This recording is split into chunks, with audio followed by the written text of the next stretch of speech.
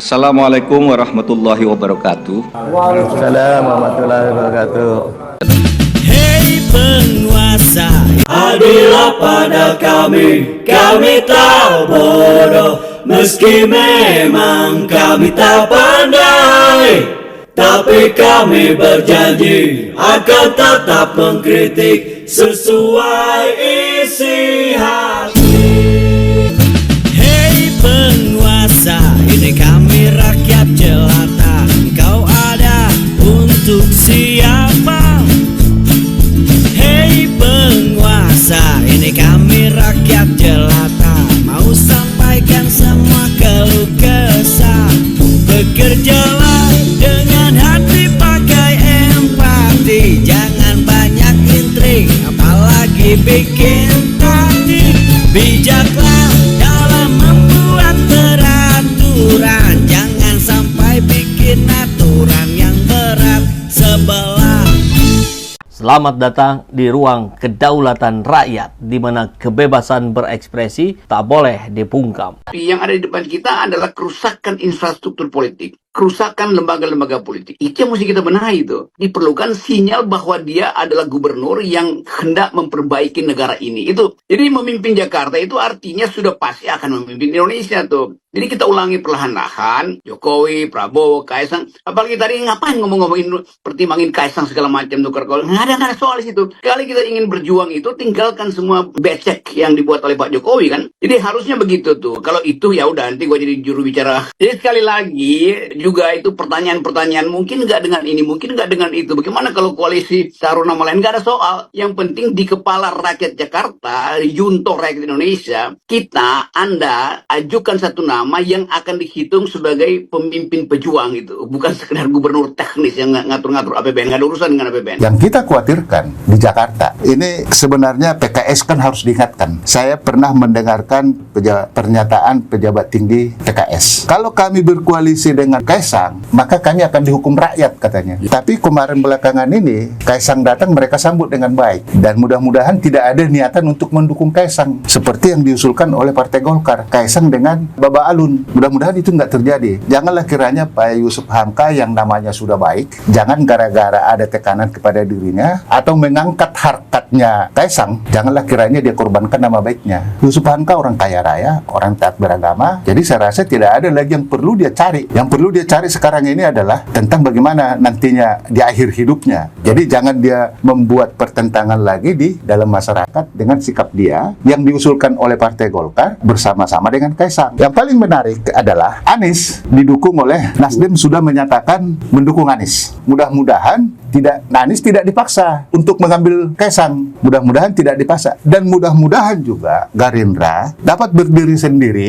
atau bergabung dengan PDIP. Kabarnya begitu. Ya, mudah-mudahan aja. Kita menginginkan hal yang baik. Kalau itu yang terjadi, tidak tertutup kemungkinan Ahok yang notabene juga surveinya bagus, hampir menyamain Anies, ya kan gitu loh. Mudah-mudahan Ahok bisa kembali untuk cagup DKI, sehingga bisa kita lihat dipertontonkan lagi demokrasi yang baik untuk tahun 2024 ini, tidak seperti tahun 2017 yang notabene adalah sangat sektarian. Apalagi kalau Pak Ahok mengatakan kami mau tanding ulang dengan Pak Anies. Rakyat Jakarta pun saya rasa menginginkan itu. Jadi artinya Ahok tidak boleh lagi menyatakan bahwa ini begini kalau dia kalah, Anies juga kalau dia menang, artinya bahwa rakyat juga harus menyatakan bahwa itu pure. Tidak ada alasan bahwa itu faktor sektarian atau faktor agama. Jadi perlu kiranya yang terhormat kepada Ibu Megawati yang selaku kita hormatin, kiranya perlu mempertimbangkan kembali Ahok untuk calon gubernur. Kalau kita bicara demokrasi,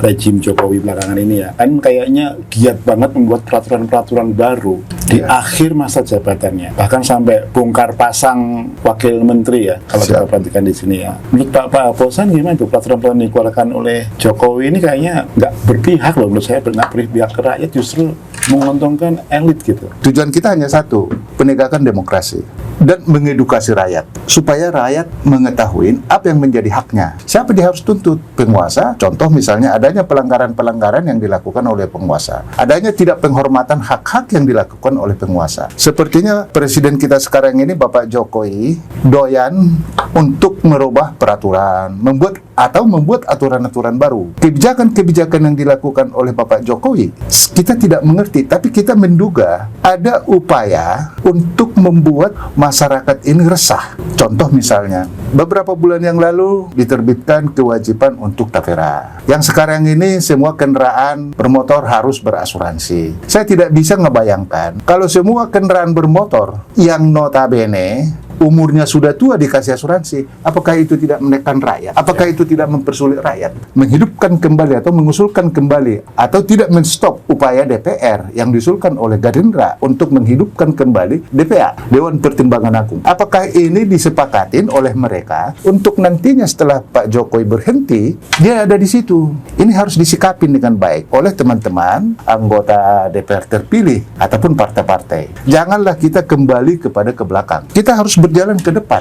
Jangan kita mundur. Kita meminta kepada Bapak Prabowo, presiden terpilih, jangan ini kebijakan Jokowi ini adalah bom waktu di masa nanti pemerintahan dia. Artinya dia ciptakan sesuatu ini, sesuatu masalah atau yang mempersulit rakyat, nantinya di pemerintahan dia, rakyat akan berontak. Harapannya adalah sesuai dengan tujuannya. Harapannya, kalau Pak Prabowo jatuh, harapan dia Gibran masuk jadi presiden. Ini kan harus diwanti-wanti. Modusnya ini kita menduga sedemikian. Bapak Prabowo ke depan harus menghapuskan seluruh aturan-aturan yang diciptakan oleh Bapak Jokowi yang mempersulit rakyat, yang menekan rakyat. Harus dihapus. Supaya apa? Kita harus maju ke depan. Contoh misalnya ya, penekanan pajak kepada rakyat, dinaikkan pajak rakyat. Tapi pajak penguasa diturunkan, pengusaha diturunkan. Tentang demokrasi dan pilkada. Ini kalau kita perhatikan di beberapa daerah, ternyata kan koalisi Indonesia Maju ini tidak solid seperti yang mereka harapkan di tingkat nasional ya. Ada beberapa kasus kayak di Banten. Ya. Banten itu kan ternyata Golkar, ada PDIP, ada Gerindra. Ya, di situ kan ternyata mereka nggak kompak gitu. Udah mulai perpecahan. Artinya apa? Di sini saya melihat bahwa Prabowo itu tidak sepenuhnya bisa dikendalikan oleh Jokowi. Betul nggak itu? Kalau bisa dikatakan bahwa Pak Jokowi akan mengendalikan Prabowo atau Prabowo akan sulit dikendalikan Jokowi, biarlah itu menjadi pendapat setiap masyarakat. Biarlah nanti rakyat yang menilai bagaimana yang sesungguhnya. Tapi erat kaitannya tadi bahwa sepertinya koalisi Indonesia Maju ini kurang solid. Itu menurut hemat saya, menurut hemat kami di Petisi Beraga, itu adalah hal yang baik. Artinya masih ada demokrasi itu. Seperti yang pernah saya sampaikan, cukuplah kiranya mengkerdilkan demokrasi itu pada Pilpres tahun 2024. Tapi janganlah kiranya sifat-sifat atau tindakan-tindakan penguasa atau siapalah dalam Pilpres 2024 dapat diberlakukan atau terlaksana lagi di pilkada. Artinya begini, kalau ada perbedaan pilihan di Provinsi Banten, ada Golkar yang katanya berkoalisi dengan PDIP, ada Gerindra yang berkoalisi dengan A, partai-partai yang lain. Kalau menurut hemat saya bukan berarti itu salah satu tanda bahwa mereka tidak sependapat. Tapi saya hanya melihat itu adalah masih ada salah satu bentuk kebebasan berpikir, tidak ada tekanan. Tidak ada ancaman-ancaman di situ. Tapi di daerah-daerah tertentu mungkin itu ada. Contoh misalnya di Sumatera Utara, hampir semua partai mendukung Bobi Nasution yang notabene menantunya Jokowi. Bahkan Gerindra mengatakan alangkah baiknya PDIP bergabung dengan mereka untuk mendukung Bobi. Artinya ada niatan daripada siapapun itu untuk membuat Bobi melawan kotak kosong. Iya. Artinya bahwa Bobi ya cara tidak langsung udah tetapkan aja Bobi sebagai pemenang pilkada. Ini kan tidak baik untuk demokrasi. Demikian juga mungkin nanti di Surabaya, Provinsi Jawa Timur. Oh, Gubernur Jawa Timur juga gitu. Ya, ada kalanya kita lihat di situ sudah kumpul si A, Partai B, Partai C. Lawannya adalah PDP yang notabene masih belum menentukan pilihannya dengan PKB kalau tidak salah. Artinya adalah ada juga niatan di situ untuk yang mereka dukung kalau tidak salah Kopipah dengan Emil Dardak untuk melawan kotak kosong. Nah, ini kan tidak baik. Upaya-upaya gini harus dihentikan lah. BP2MI telah menetapkan PMI sebagai pejuang keluarga, PMI sebagai pahlawan devisa, PMI nyata sebagai penyumbang devisa terbesar kedua kepada negara ini. Hal yang menggembirakan, Pak Saleh, Bank Indonesia telah merilis di tahun 2023 bahwa sumbangan devisa pekerja migran Indonesia sebesar 227 triliun kepada negara ini. Dan menempatkan sumbangan PMI sebagai sumbangan devisa terbesar kedua. Ini tentu membanggakan. Sehingga transformasi yang sedang berjalan dan dikerjakan, berbagai perubahan besar yang kita ingin wujud nyatakan, berbagai regulasi yang menunjukkan negara berpihak kepada para pekerja migran Indonesia, layanan yang lebih mudah, murah dan cepat, yang itu menjadi tradisi baru dalam memberikan pelayanan kepada pekerja migran Indonesia, dan pemberian fasilitas istimewa kepada pekerja migran Indonesia menunjukkan bahwa saatnya negara hadir, negara berpihak kepada para pekerja migran Indonesia. Dalam beberapa kasus juga, BP2MI telah menyampaikan dalam rapat terbatas di Istana Negara, di hadapan Presiden, dengan tegas saya katakan, jika selama ini kenapa negara tidak mampu menyentuh sindikat penempatan ilegal, nyata bahwa sindikat penempatan ilegal selalu dibackingi oleh oknum-oknum memiliki atributif kekuasaan di negara ini.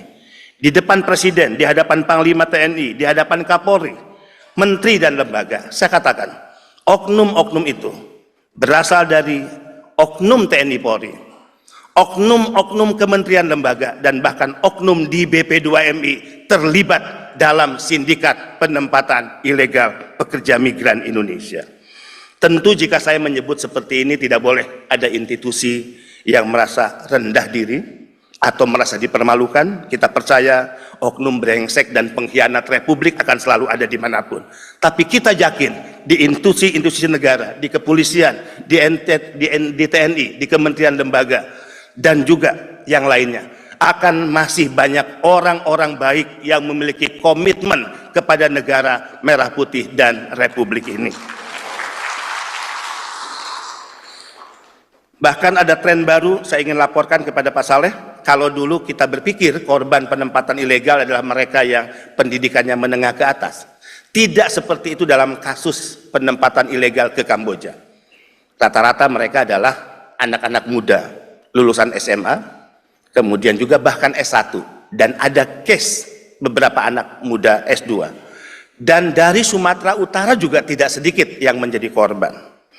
Untuk hal ini, saya menyatakan di depan Presiden, Panglima TNI, dan Kapolri, sebetulnya sangat mudah untuk menangkap siapa aktor di balik bisnis judi online di Kamboja dan siapa aktor di balik scamming online.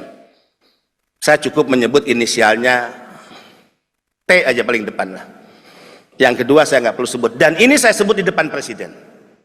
Boleh ditanya kepada Pak Menko, Pak Mahfud MD saat itu, ya, Presiden kaget, Pak Kapolri kaget, agak cukup heboh rapat terbatas saat itu. Orang ini adalah orang yang selama Republik ini berdiri mungkin tidak bisa disentuh oleh hukum. Mohon maaf dengan segala hormat.